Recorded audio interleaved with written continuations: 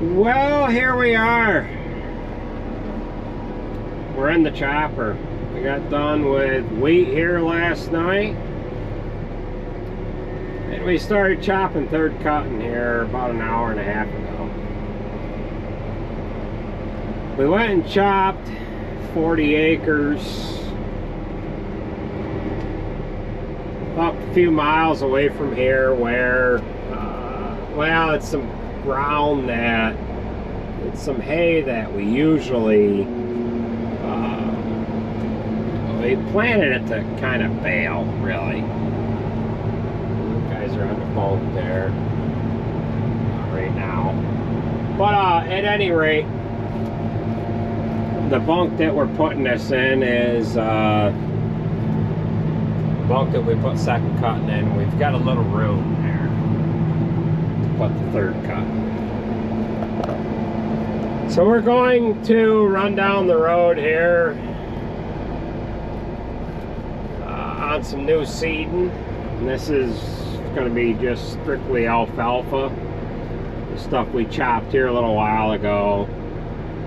That was a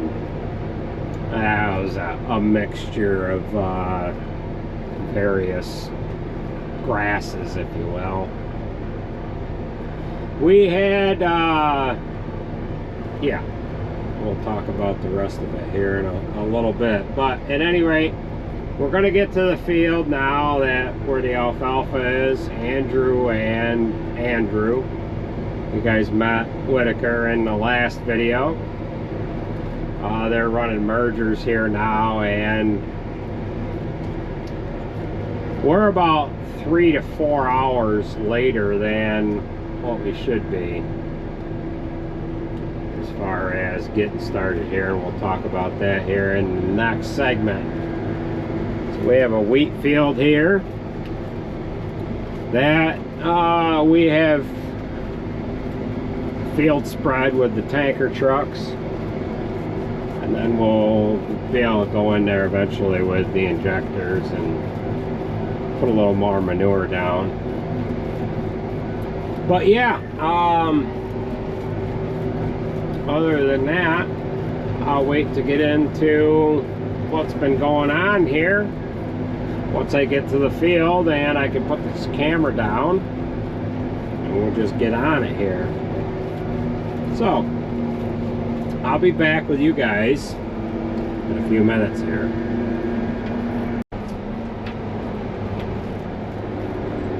Okay, so we're gonna get on it here. Boys have got this merged up nicely here, and this should be some good quality stuff. It was cut about 28 hours ago, and just checking the wheels on this truck. We had a wheel loosen up on this particular truck here, and I usually don't see the right hand side of these trucks all that often, so I have to do a visual inspection when I see them. So yeah, hello Jacob. Must be nice to be able to be eaten. So let's get started here.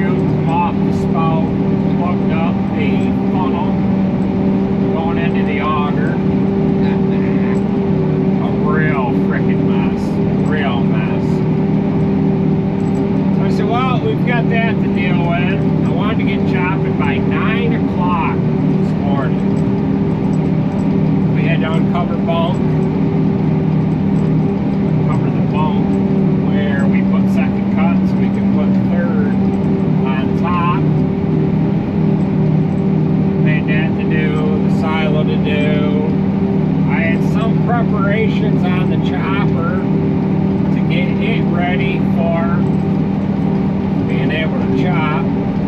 Yesterday I put some pickup head teeth on the head. I added a shim in below the spiral band. I've got to actually order some more shims. Being that we're in the third cut now, figured that it's about ready to need that adjustment. I could get the thin ones in, but I could have stole some from the 8700, but I didn't. But at any rate, I didn't quite have this chopper here ready to go. I said, well, I'm going to be done early, and I'll just screw around with it when, just prior to getting rolled out the door. So I had that to do. Mind you, this silo had a problem. I got that done. The guys uncovered bump early. They did that before I was done feeding. They had a merger to hook up. They had various other things to do. So I got the silo going, and everything was going good, and the damn thing screwed up again. I didn't have the silo spout positioned correctly, and it was leaving a pile of corn in front of the door on the silo. It happens from time to time. So I got that fixed and going, and then the damn thing had the clean chute fall off the spout. Looked up the damn silo chute again. You gotta be kidding me. What we're kind of dealing with right now is the wet corn and the humidity and whatever like that sticking to the plating of the auger, and it's making the auger run hard.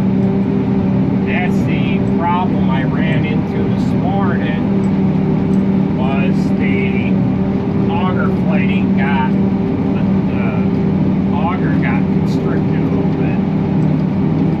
Started running hard, kicked the breaker, and then once the auger kicked off, it plugged the freaking chute. So I screwed around with that. Had the clean chute fall off. Got that problem fixed. Mind you, I haven't done much to the chopper. I had to sharpen the knives. I had a couple of small little things to do to it. One of the guys came up, said, hey, how you making out? I said, well, I've got all my problems taken care of. I just need to have somebody sit up here and run the silo. One guy, he's kind of used to and knows about how to run the silo as far as how much to let it down and what have you. We have a power winch on the silo, and we usually let it down. A regular crank, you let it down 2 to 3 times, and what we do is just let the power winch down. It's on high speed. You go 1, 2, 3, and then that's good. Watch your amp meter on for the silo loader, and make sure it's not running too hard. Make sure there's cord coming out, and you just go along with what you're doing. So being that we've had some problems with the auger getting caked up with corn, I said instead of going 1, 2, 3, just do a 1, 2. That's enough. So the one guy that was running it, he was actually doing an oil change on the telehandler. One of the other guys got back from running some parts and whatever, and said, I haven't got nothing to do. I said, well, you can run up there and he'll show you how to run that silo. And it was my other mistake, if you will. And I said, and you can run up there and he'll show you how to run that silo. Just sit with it. Make sure there's corn coming out at all times. If it quits, the auger quits, shut the silo loader off. And about that's a 24-foot silo. It takes about 6.5 minutes for the unloader to go around. So I said about every 7 minutes, you can let it down a 1-2. So he understood that. At least I thought he did. And I'm greasing the chopper. I'm just doing the final preparations to it. The one guy that was changing oil on a telehandler, he said, I had to go up to the silo. He said there's no corn coming out. I said, well, maybe he just hasn't let it down enough. And he's tiptoeing around the issues, around that whole situation. Probably not. So I go up there and I don't hear nothing coming out. I hear the slip clutch on the brake drive of the unloader clicking. I said, well, there must be corn built up in front of the door again. Sometimes if you run it too fast, corn doesn't make it out of the spout. The corn will fall down from the blower gooseneck and it'll leave a pile in front of the door. The silo loaders with haylage will kind of have that problem too. When the haylage comes up the paddles and the paddles don't blow it far enough, the silo loaders will have that problem too, where it will come out of the spout and drop down and it won't make it out the door. So I'm listening to it. Now slip clutch is clicking. Well, I'll go up in there. I go up in there. You won't believe what this numbskull did. Got a power winch. You silo guys will know right where I'm going. When you put the unloader down, it went into D10 and he powered it down. I get up in there and the cables are all down on the feed. The unloader's sitting all cockeyed. I'm like, you gotta be effing kidding me. And now mind you, this guy, he doesn't comprehend things well enough. And I kind of understand that, but every once in a while, they'll surprise you. But other times, he surprises you as well. I'm like, well, that's my mistake. My mistake that I didn't take 5 or 6 different days to show him how to run this. And then 5 or 6 times to let him run it on his own, and so on and so forth. So it's kind of on me, really, but I mean, yeah, whatever. So I had to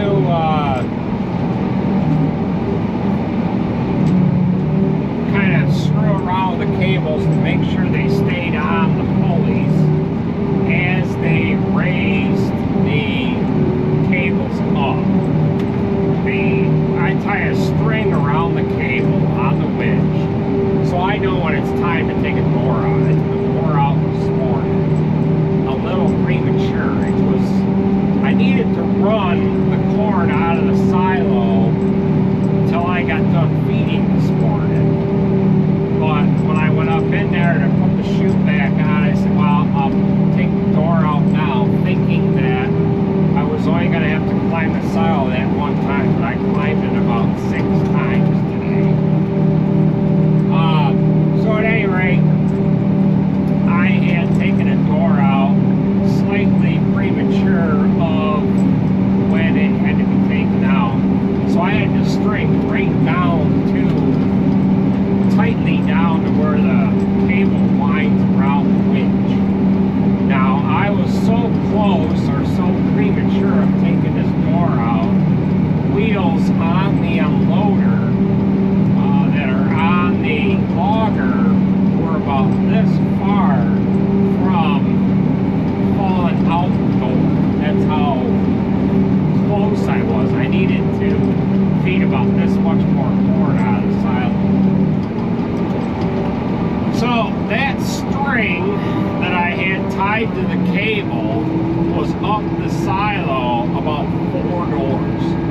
So he let it down and just, oh well, you know, that thought never crossed his mind, like, oh, that switch is like not in the same spot anymore. Luckily, just luckily, he didn't go in the up position and it raised the unloader too far, because you got the chain that hooks to the one cable that holds the unloader in place. So when it's working, the ring drive is making that unloader go around, and it holds the cable so you don't wind the cables up in the event that the unloader hits the corn, and it'll just twist the cables all up.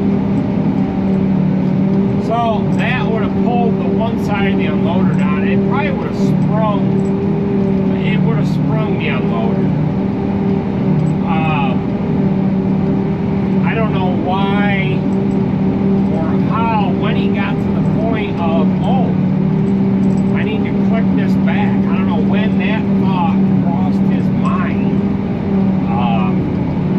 But it is what it is. So that that was quite the debacle, if you will. When it rains, it frickin' pours. So, oh well, I guess.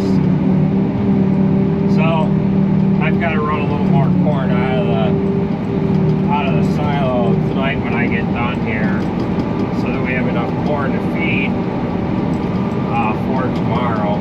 We like to have enough corn run down for a couple loads of feed that we feed in the afternoon, and then the first 2 loads in the morning, and then we load 2 mixers at a time, and then we like to have about 4 loads worth of feed run down. Wow, what I'm getting at here. So the other thing we wanted to talk about too, last week I ended up going to it was an introduction to the new F8 and F9 John Deere forage harvester. It was held at Cornell University, their dairy facility. I think it was, I can't remember the date. But I didn't have time to stick around for the whole event. It started at 9 o'clock in the morning. I wanted to be cutting wheat by noon, 1 o'clock. So I said, well, I can stick around here for maybe an hour. And I did just that. Got there. They were doing their whole introduction type thing, and they were talking about going into 4 different stations as far as what they were going to discuss about the new chopper. They were going to discuss the chopper itself, and then they had another station that they were going to talk about the different heads. They've got a head that's different than what we have. It does not have any drive chains on that left side. It's all gearbox driven. The auger does not raise with the crop shield. It is a fixed auger, and instead of 4 tooth bars, there there's 6, and I think that it doesn't have cam followers anymore either, that kind of change the pitch of the tooth.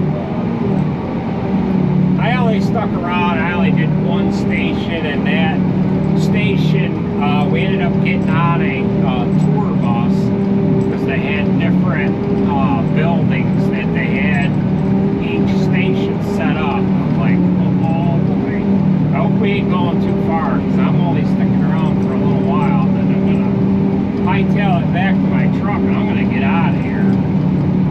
So the one station that we went to, it was only about a mile away. It was still on the Cornell farm site, but they had the chopper in a building because it was hotter than hell. They had it in a building just about a mile away is all.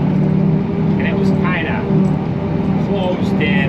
They didn't really want, they didn't think it was going on. Wanted too many I let it down a little bit. people to see it. Whatever. Oh, I see. But It didn't really help much. It won't pick up where the mower tractor went. so that was It's better if a pretty good time. Some of the things that I have seen on the new chopper that I seen last week, I already kind of knew about. They have the cab is the like new X9 series combine cab that they have on the chopper. The joystick is different. The seat rotates a little bit. It's all nice features, but nothing that is too extravagant. Well, we can talk about some of that chopper stuff here when we talk about this one here once we get into doing corn. But yeah, they've changed some things, but not a lot. The kernel processor, the way it goes in is quite a bit different.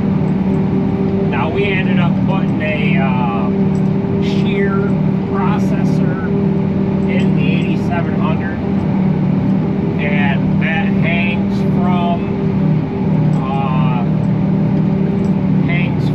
the channel, lower channel, if you will.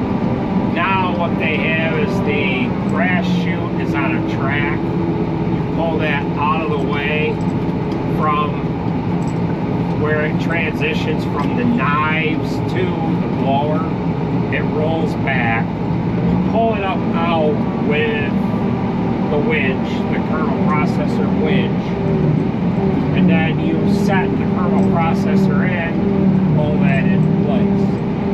On the bigger choppers, they started to introduce or had available the 11-inch shear processor, and then you had to modify some things on the larger Deere chopper to get the 11-inch shear to work.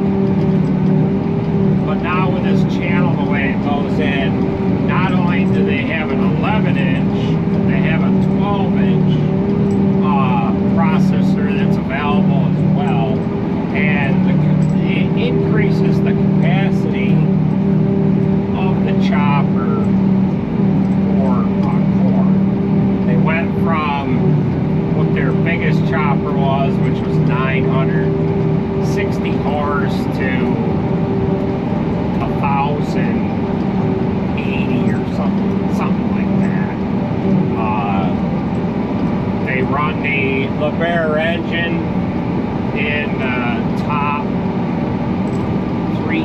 sizes. The smaller ones, they're running 18-liter Deere engine, and there's a 13.6-liter Deere engine as well. Now that 7780 chopper that we had prior to the 8700, that had the 13.5-liter Deere engine in it, and that had more emissions on it than what the 8700 has. The 9560 would have been equivalent to the amount of emissions that's on the 9560R tractor would be equivalent to what that 7780 had for emissions on an EGR and all that crap. But that's enough jaw jacking for now. In the future, we'll compare the new Deere chopper to this one in another video we've got. Now they're gonna have some demo units out and about here this fall. So once we get our hands on one of them, we'll talk a little bit more in depth with the comparisons between what we have compared to what they have out now. So we're just gonna keep on plugging away here. But yeah, jaw jacked it here quite a bit. The moisture is 57%. So we're not hurting ourselves too bad here as far as getting on this later in the day. We're loading Alex right now. Her truck has got flotation tires on it. Sarah's truck has got flotation tires on it, and those are the only two that have flotations on them, flotation tires on there. The other trucks we used for wheat, and they have road tires on them, and it is dry here. It is real dry. So I don't anticipate on needing flotation tires. This one particular field, we're coming up into this one corner that was wet last cutting and the cutting before it. It took Jared quite a bit to get in and out of this corner here, and we never did come down and flatten these tracks out made with the trucks. But Alex has got about 5/8 of a load on, and she's just moseying right on through it here.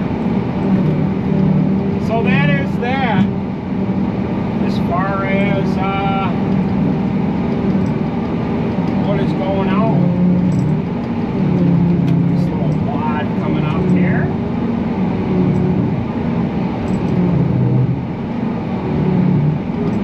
Alright. Okay. Come back at you a little later on here.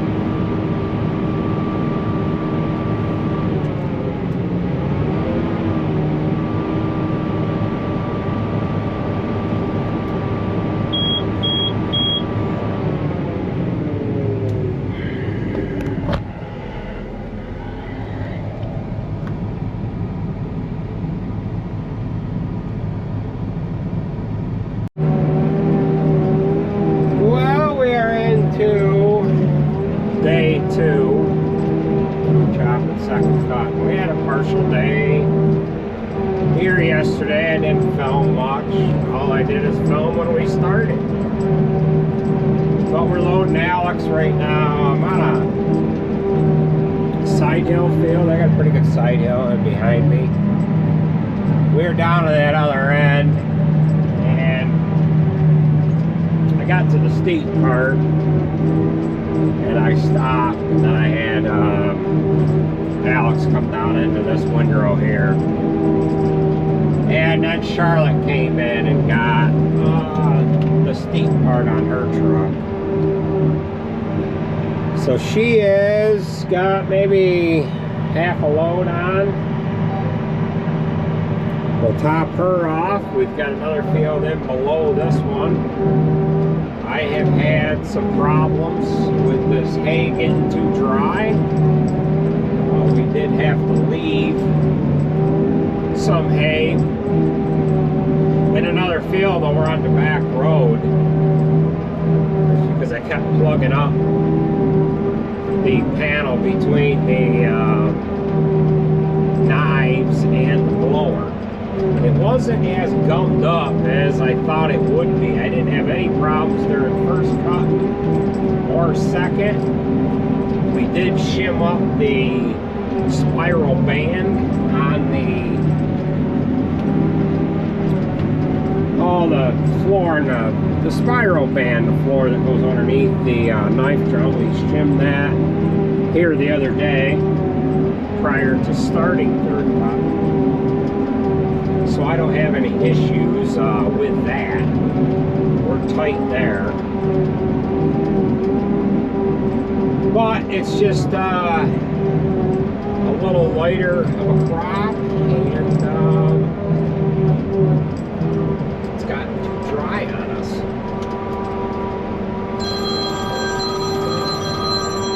There's the phone.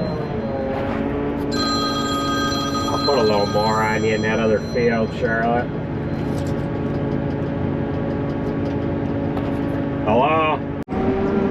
Alright, we are now loading Charlotte again. I got a phone call when we were loading her last time around.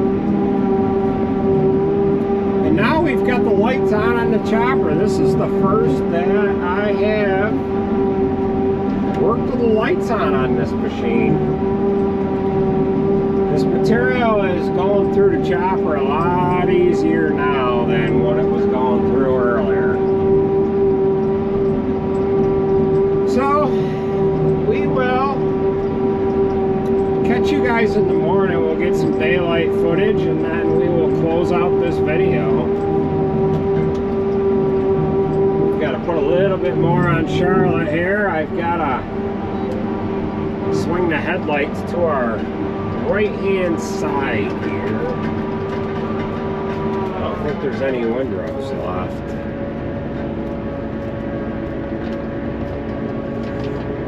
Might have one up on the top side there, but we'll have to scope that out tomorrow.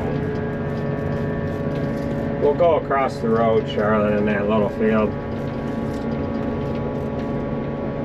Yeah, we'll have to take a gander up in here because I might have a 50-foot windrow that I left up there. I don't think so, but we'll check tomorrow morning. So we'll see how good we did tomorrow. We'll join up with you guys then. Alright, we are getting ready to start day 3. Second cut, and today will be the second full day. I came over here real early this morning, blew this machine off, fueled it, took the fuel trailer back home, brought a silage truck over with inoculant, whatever. One of the guys that's going to run this silage truck, he's going to ride over with the next guy now. We're going to go ahead and sharpen the knives, and then we'll get inoculant dumped in while the knives are sharpening. So this is one of our small machinery buildings that's on this farm. it's nice to be able to park in here for the night so that the dew doesn't get on the dust, and what the dew does is it ends up caking the dust all up. It stains the windows, and then you gotta wash them again. So we'll go ahead and get inoculant installed and head on, roll on out of here. I want to leave this open so that we can splash some water in there.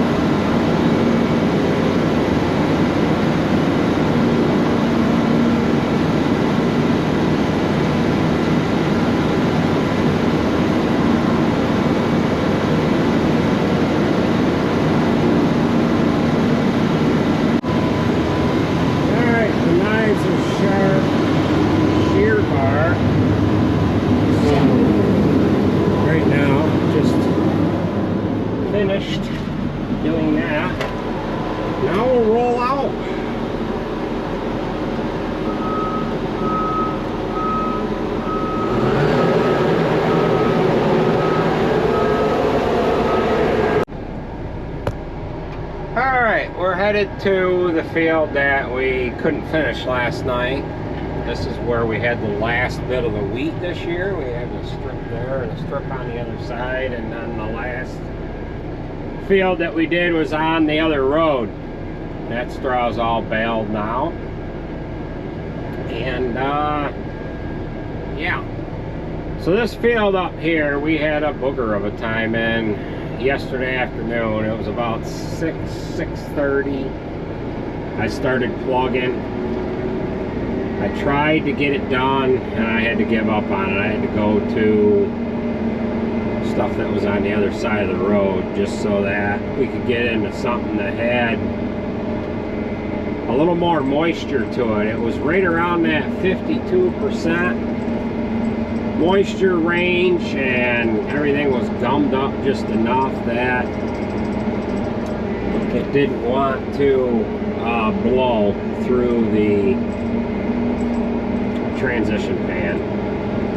So with a little bit of dew on this morning, that should pick up a lot easier. And then as we get done over here, we're going to be a little closer to the mowers. The mowers got a little far ahead of us, too far ahead of us. And we're playing catch up here now. We try to do about 400 acres a day. Yesterday I only got 363 acres done. So all the screwing around we had cost us a few acres. Now we got to try to catch that up today. Well, let's get up in this field here.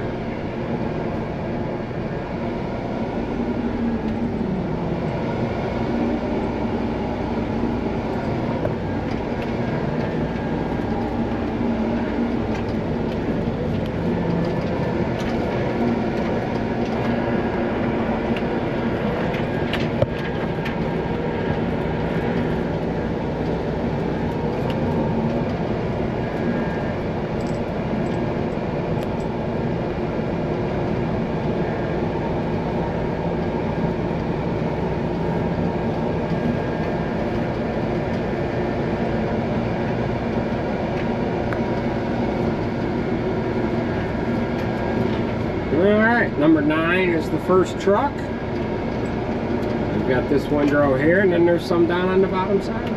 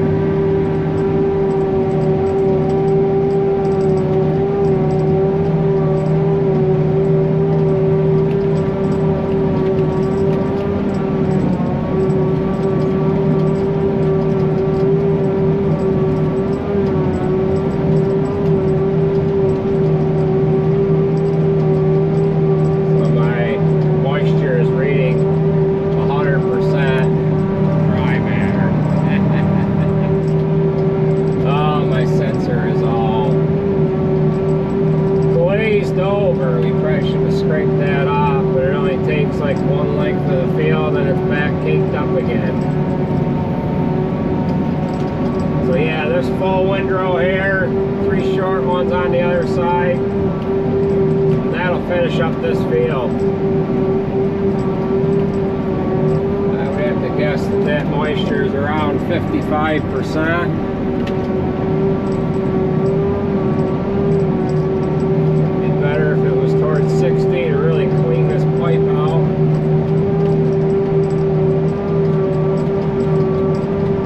But if we can gain some time back here this morning and get closer to the hay vine, we'll be in better shape. So I think that's where we're going to leave off with this video. And we'll catch you at the next one.